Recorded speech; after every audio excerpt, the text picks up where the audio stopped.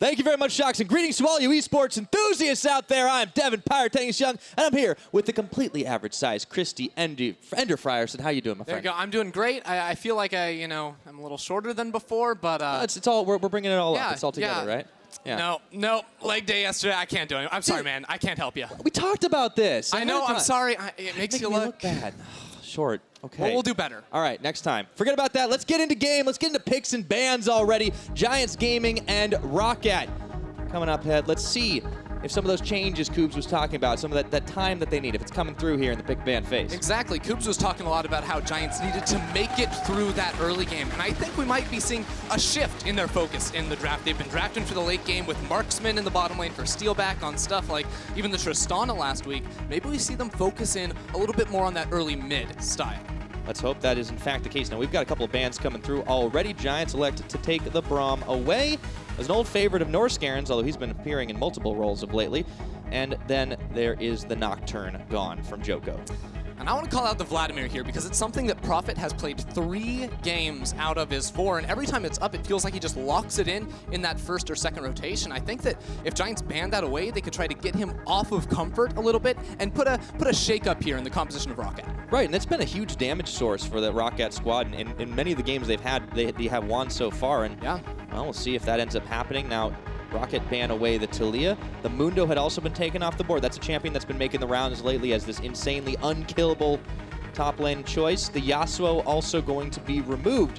We've seen that of late. Everyone remembers the SirNukes game the other week. Yeah, definitely a big one on that. I do like the Talia ban away from Djoko. It's one of those junglers that does make early plays. We know that in the past when Giants have been successful, it's through Djoko making moves in the early game, being super, super active.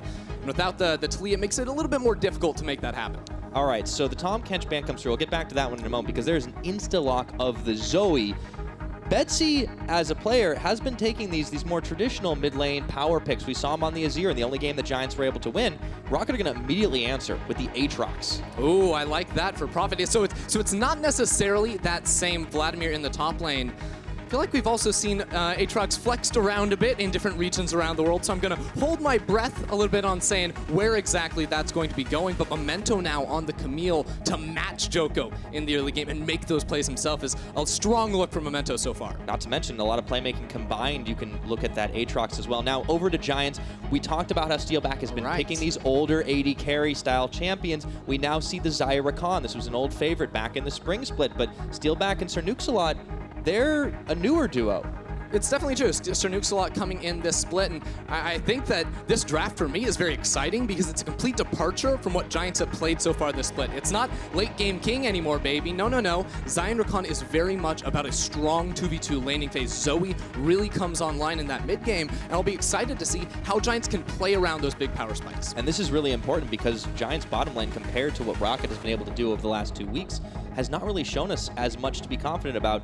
Roccat, on the other hand, they're going all in on this damage dealing. We have the Irelia locked. That is 3 carries for Roccat in phase 1 of the picks. And now we have a Trundle band away. It's back over to Giants Gaming. It's a powerful draft out of Roccat. 3 of the best champions in their positions. A lot of carry potential on these individual members. And that's sort of been a trend that we've seen with Roccat when they'll put Prophet on a carry, Memento on something as well, and just let every single member of this team, even if it's Norskeren, playing those playmakers like the Pike. Yeah, and it's still open, by the way. And we talk about a couple of supports getting banned. The Morgana's taken away.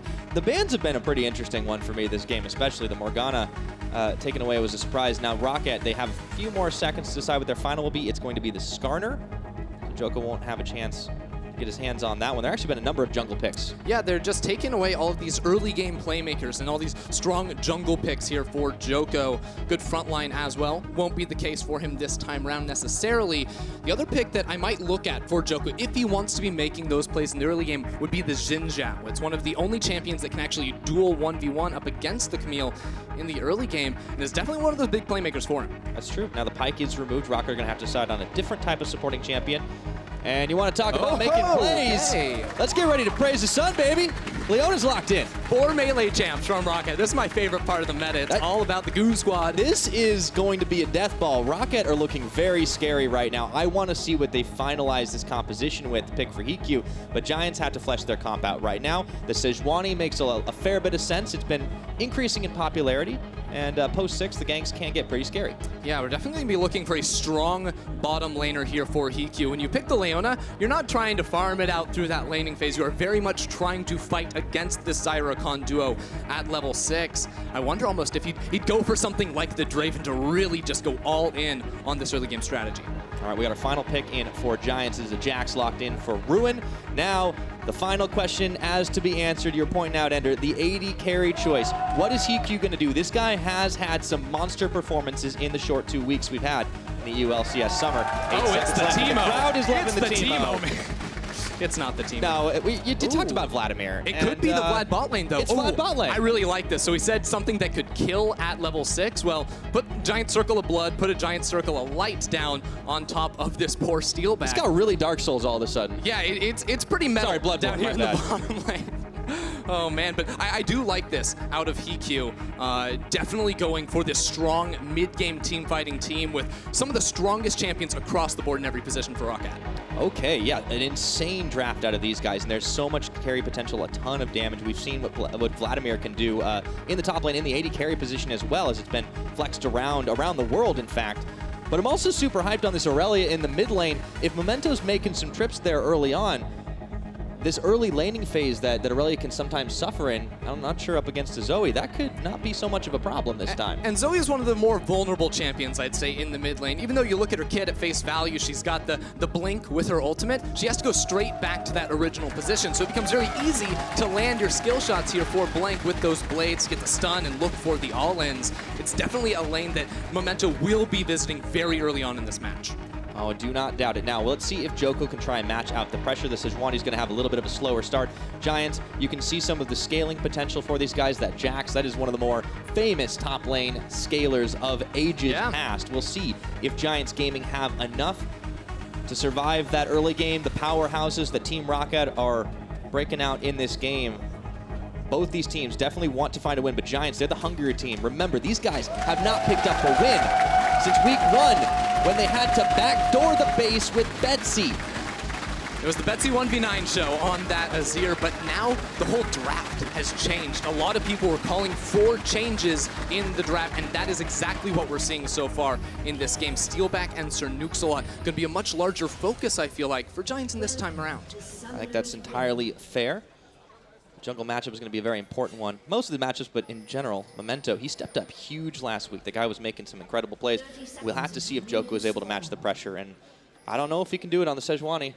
There were some buffs to Sejuani on patch 8.12. Of course, the E-stun damage that you get is a little bit lower, but there's no cooldown on individual monsters, so the actual jungle clear is a little bit swifter, and that makes it a little bit easier to match up against the early game pressure of a Camille in the early game. Yeah, that is always a fair amount of pressure, too. Now, also, it's worth noting that even though everyone in solo queue has been experiencing the new Aatrox, this is Aatrox Classic, if you will, for still another couple of weeks. Yeah, and that's the new Aatrox, dear to my soul. Tested that for a very long time. I know, it's sad, but you know what? He's just a little misunderstood right now. What you're saying is he'll grow out of that phase and he'll have a high win rate eventually. Exactly. Okay, good. That's what happens with a lot of new champions, you feel like. But this version of Aatrox very much focused on those auto attacks. I think I talked about this Jax versus Aatrox matchup specifically in last week's couple of games, where it very much is focused around this Jax scaling up. It gives him a little bit of a freer laning phase, and then once you get to 2 items in a side lane, Jax very much should be able to win out in the split push. Excelente. All right, let's take a look at how this matchup ends up going in the early game. Not so much in the top. I do want to focus in on that bottom because, as you pointed out, it's going to be all about HeaQ and Norskeren trying to get the kills off early onto Steeelback and NukesAlot. But the Xayah Rakan, we've seen Rakan kind of solo for a while. On the opposite side, Norskeren's been doing it, but it looks like the birds are back together again. Yeah, we love to see it, and actually in a couple of other regions, we've seen the Xayah Rakan played as that hyper carry strategy with the funneling gold into the Xayah out of the jungle. But this matchup in the bottom lane is a little interesting for me because I think that there is room for mistakes to be made by the Vladimir player in the early game. So SirNukesAlot could potentially find plays, but once that level 6 rolls around, the burst damage of an Electrocute Vladimir is pretty nuts. Yeah, that's going to be the time we want to watch. Now, yes, of course, we have devoted members of the Church of Scuttlecrab in the audience. So I don't know why they cheer when it dies, though. That's just sad. It's pretty messed up. Yeah. I wonder if they know. Well, I guess they're counting on the fact that he comes back, or she.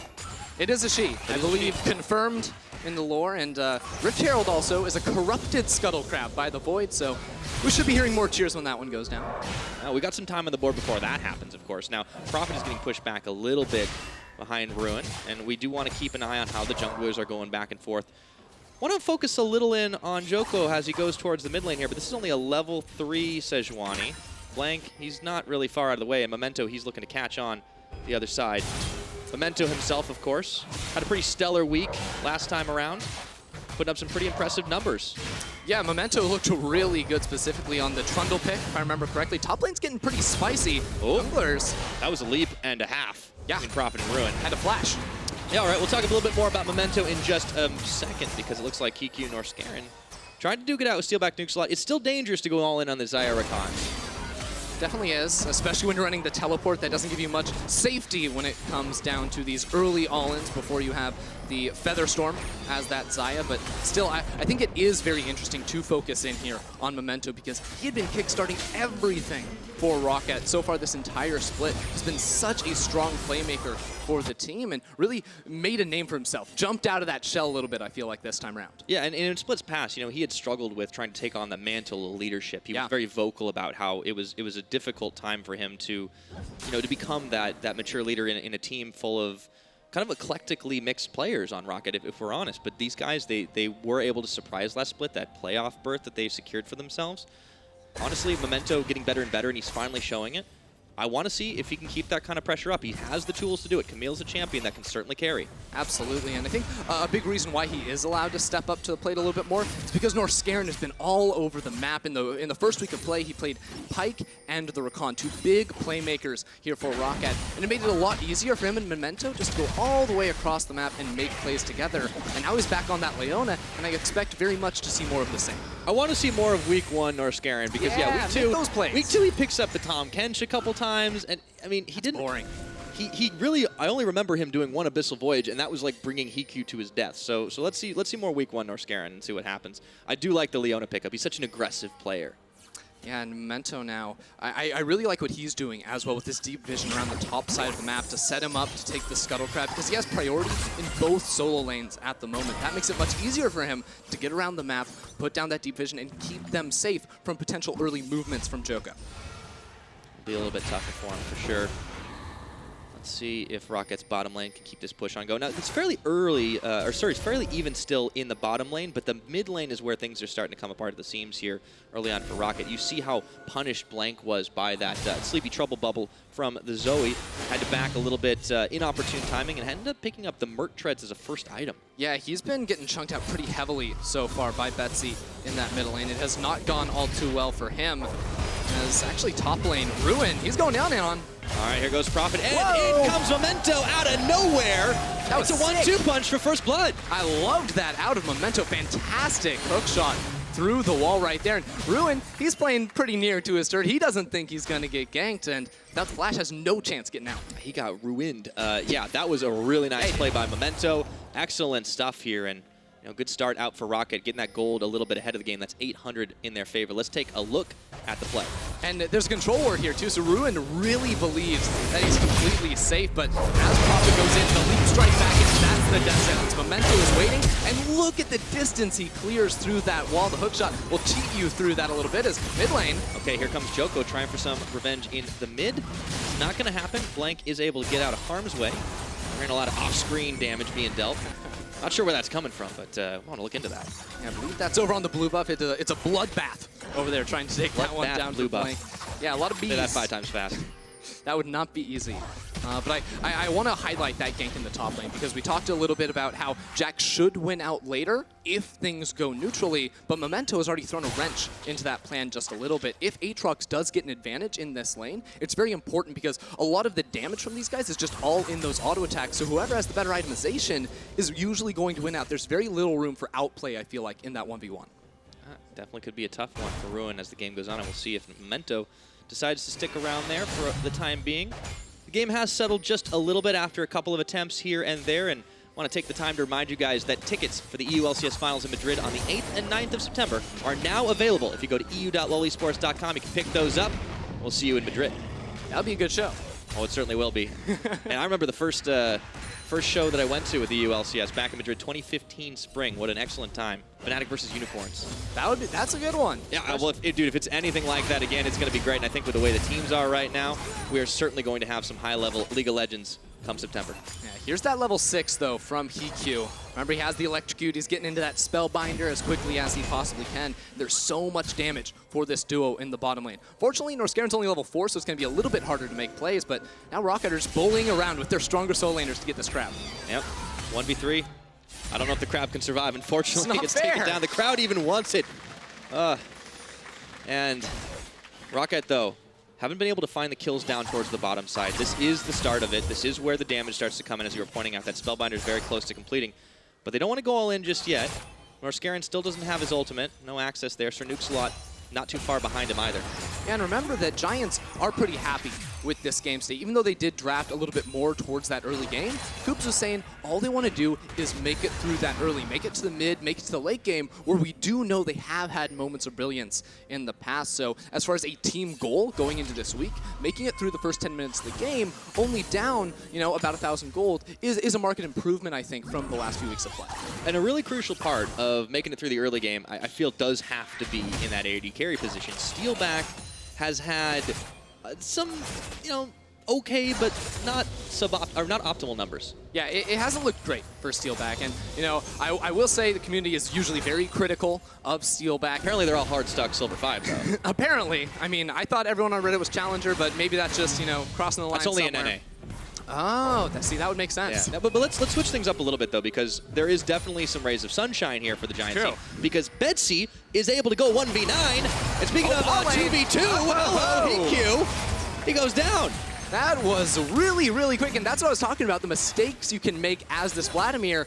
If the Rakan just finds that engagement, it blows up in his face before he gets a chance to use the pool. And he did not have access to any other summoner spells to escape. The flash would have been the only one, but he gets insta-gibbed on that. And yeah, this is looking good for Giants, the fact that they can make that happen against the kill lane. Yeah, I mean, if you can not only not lose the early game, but actually win it, that's even better. But do have to be careful, because Ruin, the last time he left strike forward, he was punished. Memento was right there ready to gank him. And I think that both junglers really have been playing around this top side in that, because that's where the summoners were down for quite some time. And they're just trying to protect their own split pushers, because that's a major win condition for both these sides later in the game. Yeah, now let's go back. Djoko hanging around up towards the top side. Let's go back and take a look at this play one more time, because I don't think HeaQ had any idea that it was coming. It's just the bush control. It's so good. And I mean, there's just absolutely no chance from the charm into the knockup. Leaves no opportunity for HeaQ to get any single button press off. I mean, we questioned, these guys, they've not been playing together as long as, Steeelback was with Targamas for a while. And question marks around how well he'd be able to jive with SirNukesAlot. Well, clearly it's not been an issue this game. So Giants Gaming, they effectively equalize on the gold game, and they also win the moral victory of the Scuttle Crab. Yeah, that'll shut Reddit up real quick. Steeelback getting the kill in the 2v2 down the bottom. That's true. That's really what this is about. We are really just taking off everybody on the internet. This is great. But I want to go back to Betsy. We only had a second for him on the graphic, and he has been pretty much dominating Blanc, at least the farm game, keeping him down. And he has been far and away Giants' best player this split so far. I mean, the damage share, especially for me, 31 or 37% rather. That's a whole heck of a lot, more than 1/3 his team's total damage, and kill participation as well. He is all the focus of this team. When people are being killed, he is right there in the mix of things, making it happen. Always giving him playmaker to do it as well. So this is why the Zoe working out well for him. And we talked about how Giants will have their work cut out for him to get through some of this terrifying damage-dealing, multiple carry threat Roccat composition, but they've been able to hang tough, hang even. This is the kind of thing that Koobs is saying they need to be able to do. so they can get to that late game where he has styled himself as the king. Yeah, I mean, it's going great for them as Norskeren goes in. All right, there we go. Now it's time for a little bit of revenge. See if they can nuke a lot. There's a teleport coming in a little bit late, but they do take the Rakan down. However, Ruin, he goes in, Leap Strike, gets the stun, Memento tags back in. Djoko. And Djoko is even coming to this party, but it's a Hextech ultimatum. That is going to be the Sejuani ultimate, just dodged away from in comes Betsy, teleport coming in, everyone's in this party, and it looks like Prophet is not able to get Steeelback down for just a second. This is absolutely insane, but the Bloodwell's coming back up, and Prophet, he might be going back down in just a second. Everyone moving away, and there, Blanc throws down the Vanguard's edge. That's going to be the end of that fight, but everyone got involved. Yeah, Blanc just got there at the very last second, but Roccat, very impressive from them because they immediately blew SirNukesAlot up. It made that a 4 versus 4, even though their mid laner was so far away from the rest of the fight. Yeah, kudos for Roccat, staying tough and pretty much just making the moves exactly what they needed to. Everyone's teleport except Steeelback, who was already in that fight, got burned. And we got to take a look at this again one more time. It is an absolute bloodbath. This is what I'm talking about. This bottom lane, so explosive. Immediate CC. Again, it's this chain CC where SirNukesAlot has no chance to actually escape from that with his life. And it looks bad for Roccat at this point because mid lane priority is in the favor of Giants. Both Djoko and Betsy are on the way, but they're just not quite able to take out Norskeren. All the summoner spells blown from Roccat buy time for Prophet to get back into the fight. And now we're actually going to see Memento going up top. We're not done just yet. Right after, Ruin does get Counter-Strike on. The flashing forward trying to follow him through, desperately trying to get back to his own tower. But this is not about the tower, it's about the kills, and Prophet picks one up. No mercy from Memento right there. Again, using his flash off a cooldown, it seems like, to bully Ruin up here in this top lane. And you'll notice that turret is getting very, very low, so should be easy business. Memento just wants to make one more return trip up there. They should be able to knock that down. Yeah, towers have been the objectives you take once everyone defending them is dead. HeaQ and Norskeren still keeping the pressure on down towards the bottom side. It's free push in the mid for Blanc because Betsy is duoing out with Djoko. So Roccat pulling ahead once again, despite the fact that Giants had a pretty impressive fight earlier on, or a pretty impressive play earlier on. Roccat are making sure they keep him on the back foot. You can't count Giants out just yet, though, because bottom lane, major CS lead for Steeelback. Mid lane as well is where it really has gotten quite large. Betsy has just been doing such a good job of laning 1 versus 1 against Blanc. The issue for Giants is going to be their turrets, because top lane's already been taken down. Bottom lane is below 50%. And now with this advantage they have from the top lane, they can just roam Prophet around the map and take down these turrets wherever they see fit. Well, we'll see what's the next move here for Roccat, where they decide to actually put that pressure with the one tower already taken. Now, Jax is going to be sitting up in the top. Ruin is going to be pretty happy just scaling it up, scaling it up. He wants to be that side pusher. That's what Jax does best. But Roccat have been giving him a bit of a hard time, so he's been a little bit further behind. Now, we take a look at how Roccat have actually played these games out. It's a good thing that they have a lead right now. They tend to win when they have the leads, and they tend to lose when they don't, which makes sense, I suppose. That does make a lot of sense, especially in a meta like this, where it feels like the early game very much dictates the end game, because end game happens around 25 to 30 minutes, and there's not much recourse for teams that try to stall it out for the late, hence the 1-3 record over on the side of Giants. But it's still not quite as large a lead I feel like we're used to seeing Roccat have when they do have the lead at 15 minutes. And that's, I think, due to the fact of what you said is really key there. They don't necessarily need to stall it out because they've been matching Roccat blow for blow. But here we go. Another one, Vanguard's edge, and whoa, in comes the Rakan. Let's see if Blanc is going to survive this one. Everyone's on top of him, but his team has got his back, and it looks like Giants are coming down with a bad case of Hemo Plague, or at the very least, Ruin is, and the rest of Giants are sent packing. Great punish there from Roccat. They did lose that middle lane turret, though, but the team fighting from Roccat is looking so good. The AoE Wombo combo with Vlad, Irelia, and Leona just layering it perfectly, it seems. This is why we're so excited to see this composition in action, Ender, and it feels so good to see Roccat executing it. These guys are confident. Yeah, I do want to highlight, though, Giants made a pretty good play here. They were actually bringing over Ruin from the top lane. He sacrificed minions so they could get this turret. Unfortunately, in order to do that, they did have to sacrifice one member. And all of Roccat are going in while Ruin's like, man, I'm taking one for the team. I lost the minions in the top lane, and I'm going to lose my life just so they can get that turret. Yeah, I'm telling you, Jax is allergic to team fighting. I've seen enough Jax's TP in and then just die. It's like, I'm not worth any money, take me. It's fine, you can side push. That's what I do when I play top lane. Yeah, you're one of the split push guys, never good for the team. Why do you think I play Singed? Oh, that is Great question. I'm just You're not a very target. good person. I never said I was. That is toxic. Quite literally. All right. Well, Giants are going to be able to push down on the bottom, but they need another wave of minions to do it, so they'll be stalled out for just a second. And of course, for all you Scuttle fans, well, 2 for the price of 1. we've got a bargain. The big one taken down and the little soon to follow. Excellent. So this is interesting from Roccat because they do lose their turret in the bottom lane. Right now, this means that Giants actually have the turret lead, but because Roccat did get that Rift Herald, they're banking on the fact that they'll be able to use that to break this mid lane tower. And the mid lane tower is so important because it lets you then go into the enemy jungle. It makes it so much easier to put down the deep vision without the threat of being collapsed. So Giants are also able to secure the first dragon of the game. That is going to be the Ocean. Picked up. Last hit courtesy of Steeelback. So Giants really doing a great job keeping pace with Roccat, despite the fact that their fights haven't been quite as good. I feel like they're playing the map just a little bit better.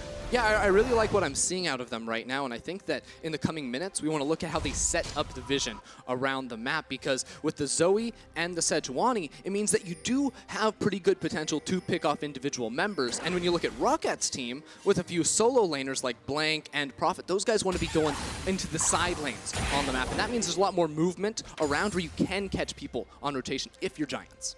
And now is really the time to fight, too, because the item spikes are starting to come through. Now, on the Roccat side, we've got the Trinity Force over for the Irelia, but you look at what Giants have packing. Betsy has himself the Luden's Echo. We have a Stormrazor picked up by Steeelback. That sexy new item. I saw your eyes light up, Mr. Playtester. Yeah, I like that new item. So the interesting thing about Stormrazor is that, you know, a lot of people give it a bad rap for not being a good first item. It actually is a pretty solid first item. It does give you more damage than the other options, gives you attack damage and attack speed, which is a winning combination. The issue is that it delays your Infinity Edge until 3rd, because with Stormrazor, you're not getting the crit chance. You need a Zeal item then to follow after that. So you're not going to be the big team fight monster that we know Marksman can be until they have the Zeal item and the Infinity Edge on top of that, which comes pretty late into the game.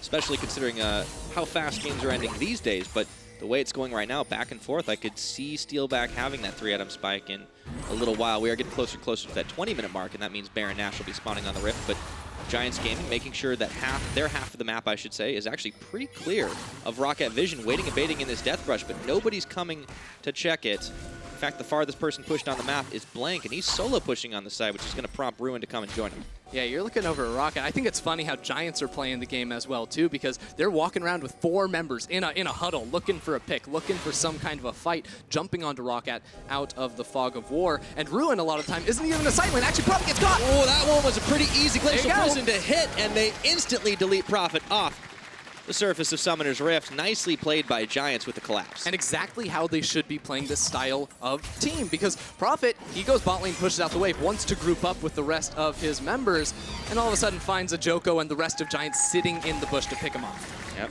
Once again, the blow for blow continues. It's 2-4 in kills. We crest that 20-minute mark with nigh but a 400 gold difference. And as you say it, Ruin picks up his Infinity Edge, which means it's split push time. It's Trinity Force. Trinity Force, what did I say? Infinity Edge. That would be a bold first item. That was stuck in my head, apparently. That is one of those costly items, though, but took Ruin long enough to pick that one up. 3 deaths was tough for him, but I do want to give him some benefit of the doubt, because while he has been picked on by Memento, a lot of his plays have given Giants the opportunity to keep the gold very, very even, because he's been the one grouping up with his team before Prophet. Very true. Well, Prophet kind of wishes he was grouping with the team after that. He was trying to that one time, and things did not end well for him. Had to pop the Rift Herald. It was going to be soon to expire, so down bottom will be where Roccat decide to spend it. The tower in the mid, of course, still stands, and that's usually where teams try to go for it, but it seemed to be pretty well defended by Giants, although not currently. Yeah, I'm less of a fan of using the Herald in the bot lane. They really shouldn't be able to get this turret mid either. They do have 4 members here, but the rest of Giants are on their way to make this. Oh, yeah. Roccat got a little spooked on that one. I think they realized that although they've been out fighting Giants, that's not going to happen forever, nor was it by that much. Yeah, especially because, I mean, the gold, like 800, doesn't really mean that much. I think Steeelback is feeling in a very good position. Betsy as well just finished the Morel Anamic Khan, so lots of damage going to come through from that champion. I like the way you pronounced it. That's a new one. Anamic Khan. Yeah, it's very musical. Oh, yeah. But, I mean, if you're looking for picks, that's the item you want to be going for. Here we go. Speaking of picks, here we go. Let's see. Memento is able to tumble away, but the rest of Roccat, not sure if they want this fight. A little on different pages. Norskeren forced to flash away. There's not a lot of escape options for Leona, so Giants burning a lot of summoner spells and a few ultimates to boot. Yeah, it was a trade right there. Flash for flash on both supports, as well as the ulti there from SirNukesAlot. So it'd be fairly even overall, but I think a lot of Giants playmaking comes from this Rakan. Now it's going to be much more up to Djoko to be fishing there with the Glacial Prisons to make plays, which might honestly happen right here. There we go. Let's see. Oh, they put down a very clutch pair of wards. Immediately turned the 180 Memento and Blanc. Yep, could have been a bloodbath once again in this mid lane. It really has been where all the team's action has been. Now for Roccat, waiting, I feel like, for HeaQ to hit his second item. Profit as well, once he gets that Ginsu's Rage Blade. Split pushing becomes a dream situation for Aatrox. With the Titanic Hydra, he can clear waves very easily. With that Phantom hit on the auto attacks, it means that that sustain is going to be coming through much sooner on the heal and really make him a menace in the side lane against Ruin. For the time being, Roccat are mostly trying to do the same thing Giants have been doing for a little while, except it's all about trying to secure the vision of the Baron. But there are several Giants wards placed down in there, and it's so hard for them to get any points of ingress with this mid tower still standing tall. And now it's Roccat, the ones that are grouping up as 5 members and getting priority around this middle lane. Betsy, though, he does have to be careful because all of Roccat seem like they want to make a pick happen. The wards are bait. Oh, man. Djoko? He's getting awfully close to that brush. Oh, they didn't pull the trigger. I mean, it was a little dangerous still, and you don't necessarily want to be ganking the tank. It's definitely a bold play out of Roccat, but I've seen them do crazier things. Blanc does sidestep the Sleepy Trouble bubble. No getting caught today now. Game's still fairly stable at the moment. A lot of attention being paid towards the mid, but it's been a slow push and pull in the side lanes. Ruin on one side, Blanc on the other. Yeah, Giants reset a few members, Roccat take control of the mid lane. Roccat reset a few members, Giants retake control over this Baron area. And this is sort of the window now where Giants are looking to make a play because they've got the vision control. They're going to be sitting in a brush, just trying to chunk out anyone that steps too close from them on Rockat's side. Well, no one's stepping too close at the moment, but there are no minions, so they actually can't siege this one down. Profit? Stepping closer to Ruin, that's a 1v1 I'd like to see for sure. Now, here we go, the Giant siege commences. SirNukesAlot around the side, Memento and Norskeren trying to defend, but they're not able to make it happen. Ruin even comes up for the ceremonial tap.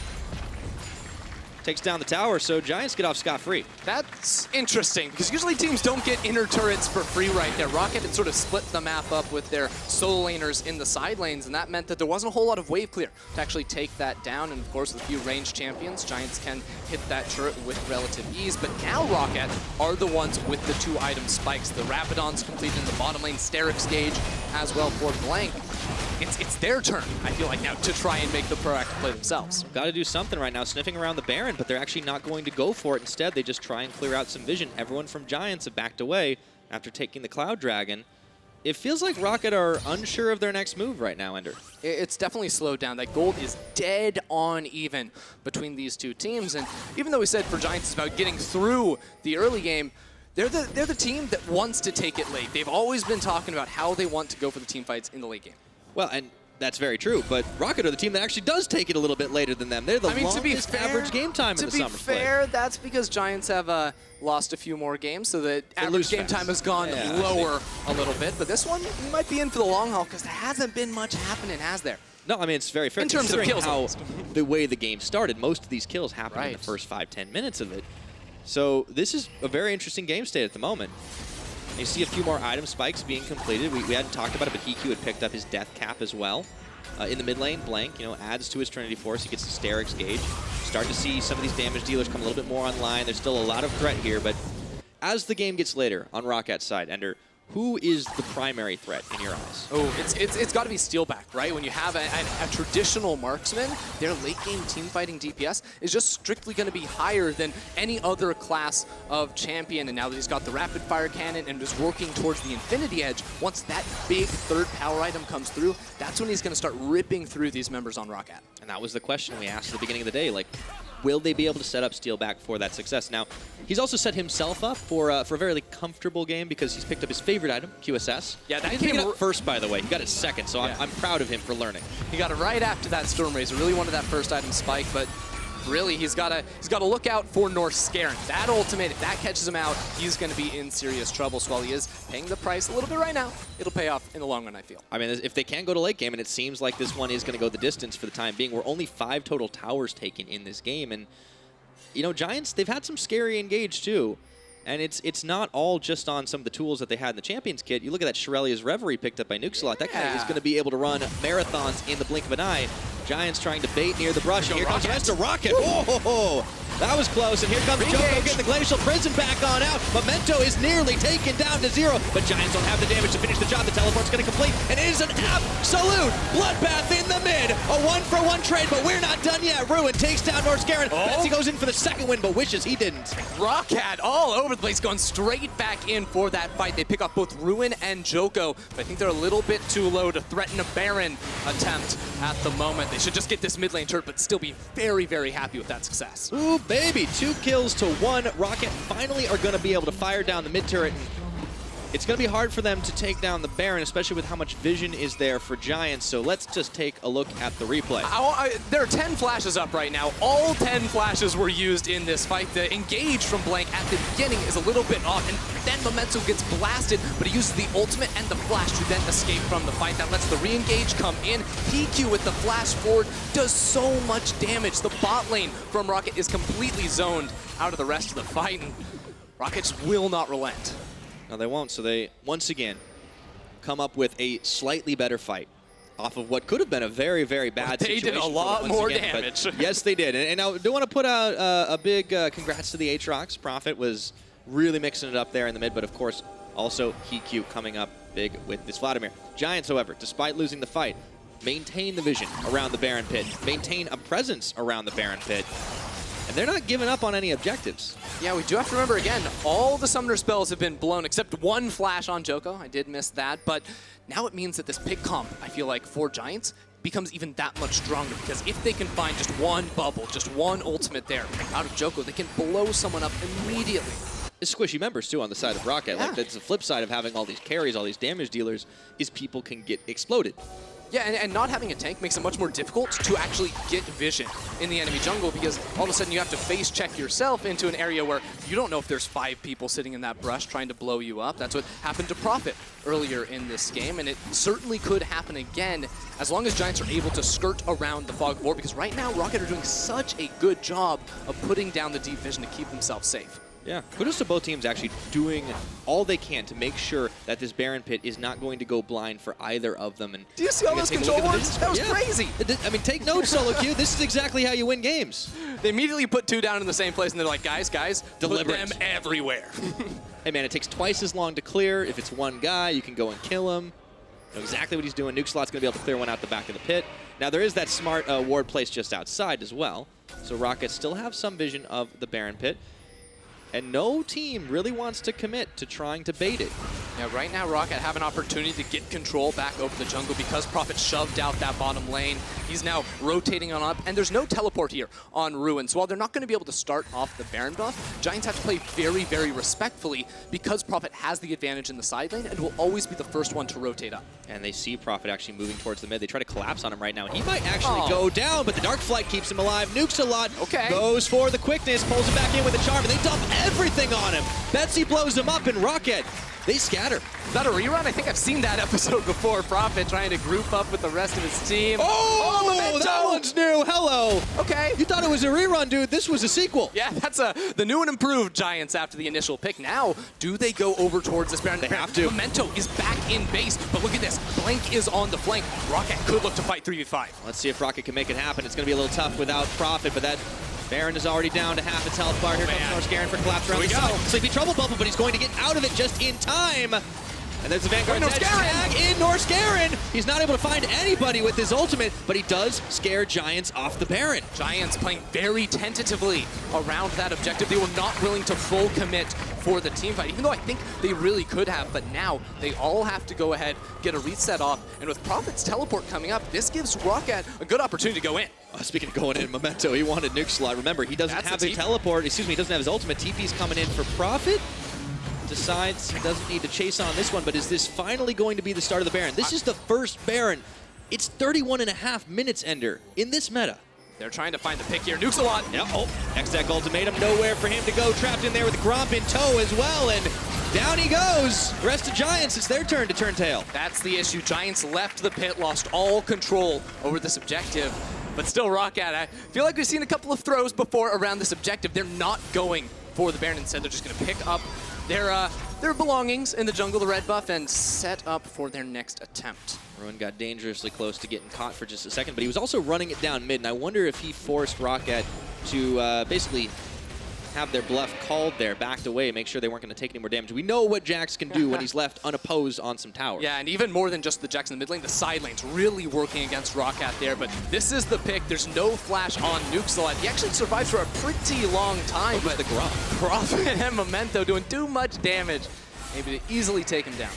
All right, so it's definitely been a lot of crazy back and forth, but for all of these fights that everyone's been involved in, we've seen 1, 2, maybe 3 kills go down. Oh, yeah. I'm actually very impressed with how the teams have been able to disengage, considering you've got a pick comp on one side and 4 carries on the other. Yeah, there's definitely been a whole lot of restraint. There's also a decent amount of disengage. I'll say that a little bit tentatively because you have, abilities like the Solar from Norskeren that they can use to try and run away. And there's a lot of beefy members on the side of Roccat, so they don't have to necessarily fully commit. But it's still a much lower kill game than you would have anticipated with Roccat versus Giants. Yeah, I mean, what do you call it? Like control, or more like, just apprehension about fully committing to the fight. Maybe that's about to change. As you just pointed out, Steeelback has the Infinity Edge. So there's that 3-item spike on the Xayah. Here we go. See if he gets to use it. NukesAlot tries to get the knockup on a HeaQ, but he flashes Pool as well.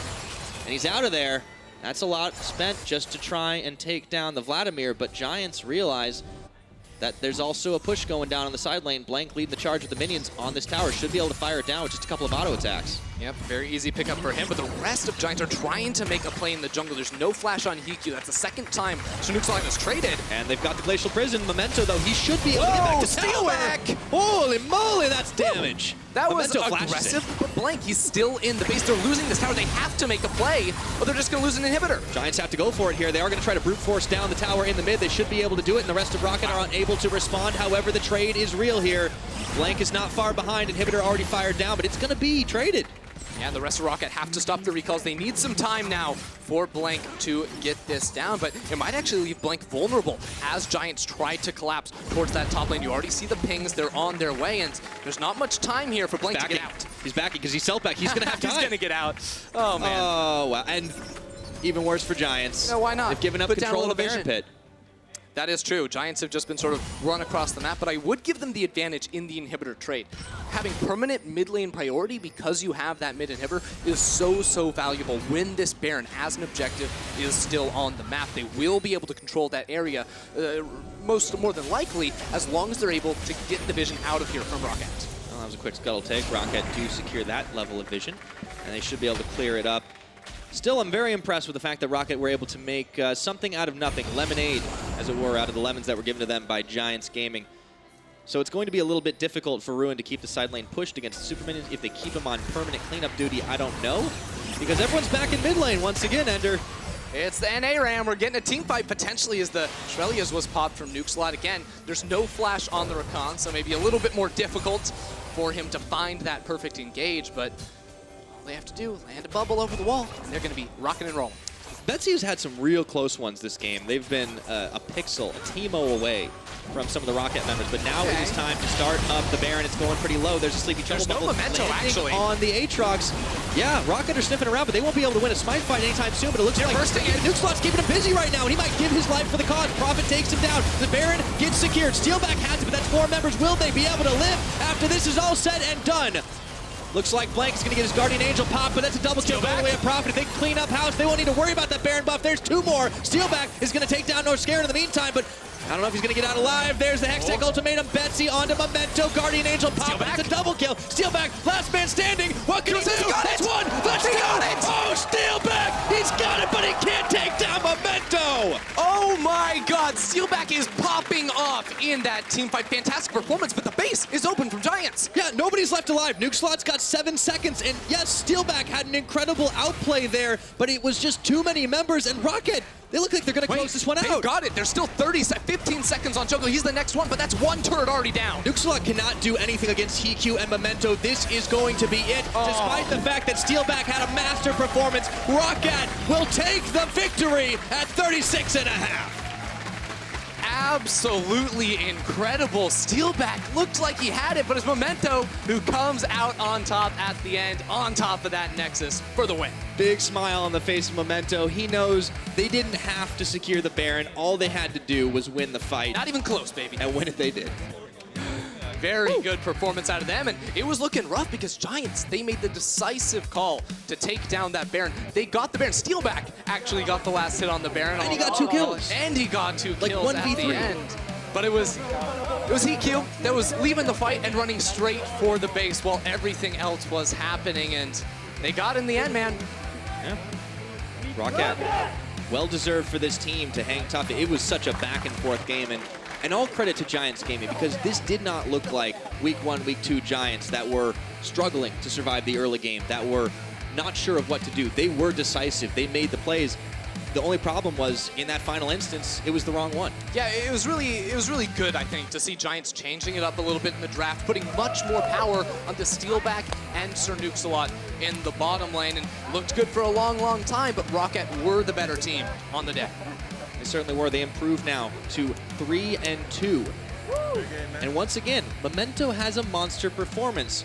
There were so many threats on this team. There were so many question marks as to who was going to be the big player stepping up. But Memento in a carry role, he's able to do it. So let's take a look at how everything broke down. And yeah, that goal graph kind of sums up my feelings. There was a lot of over and over. Yeah, it was up and down for quite a while there in the mid game, but I mean, Memento, you talked about him, 5-0-5 on that Camille. He was super active in the early game, and then it slowed down a bit, but it was still all these explosive team fights around the mid that were so fun to watch because they kept going different directions, and we never knew who was going to win in the end.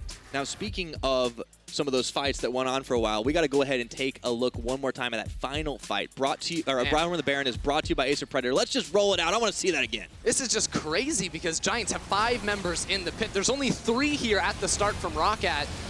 Unfortunately, SirNukesAlot, he donates his life to guarantee the Baron, but that meant there wasn't the team fight power quite there from the rest of Giants. Betsy and Steeelback doing such a good job of kiting through this fight, but as soon as their front line goes down, it looks so dire. There's 4 members of Roccat. Actually, there's when HeaQ leaves. He's like, you guys got this, right? It was a lot closer than he maybe would have anticipated. You know, I want to give the MVP to Guardian Angels in that one, but Steeelback, he earns an honorable mention. Nearly found it in the end. That was sick. Memento, he just did it just a little bit better. And, you know, I feel like this kind of brings us to the question, naturally, after all that said and done, if you saw a performer that stood out, please be sure to give us your player of the game on our Twitter poll at Esports. Now, your choices are Memento, Blanc, and Prophet. I mean, I want to say Memento because of the end of that one, but you know, anybody could take it. Anybody could take it. I don't want to anchor you know? any of the viewers and give them my own opinion. I want this to be a fair fight because sometimes the casters, they talk and say, oh, this guy should be MVP. Well, who do you think the people are going to vote for? Probably that guy, and that's just we have a lot of influence. Don't listen to us. Why don't you guys listen to your own hearts and see now after the break, Vedius and Jarge will give you the key to Schalke's hopes of taking down Misfits. I'll give you a hint. It involves Amazing. More on that in a couple of minutes. In Ruin, he's going down, man. All right, here goes Prophet, and in comes Memento out of nowhere. That was clean. Giants trying to bait near the brush, and here comes the rest of Roccat. Whoa! Camille, one shot Camille, one shot Camille. I TP. One shot Camille, we win this. Listen, here comes Djoko getting the Glacial Prison back on out. Memento is nearly taken down to 0, but Giants don't have the damage to finish the job. The teleport's going to complete, and it is an absolute bloodbath in the mid. A 1-for-1 trade, but we're not done yet. Ruin takes down Norskeren. Betsy goes in for the second win, but wishes he didn't. Life for the cause. Prophet takes him down. The Baron gets secured. Steeelback has it, but that's 4 members. Will they be able to live after this is all said and done? Looks like Blanc is going to get his Guardian Angel pop, but that's a double kill by the way of Prophet. If they clean up house, they won't need to worry about that Baron buff. There's 2 more. Steeelback is going to take down Norskeren in the meantime, but I don't know if he's going to get out alive. There's the Hextech Ultimatum. Betsy onto Memento. Guardian Angel pop. That's a double kill. Steeelback, last man standing. What can he do? That's 1. Let's go. Oh, Steeelback. He's got it, but he can't take down Memento. SirNukesAlot cannot do anything against HeaQ and Memento. This is going to be it. Despite the fact that Steeelback had a master performance, Roccat will take the victory at 36.5.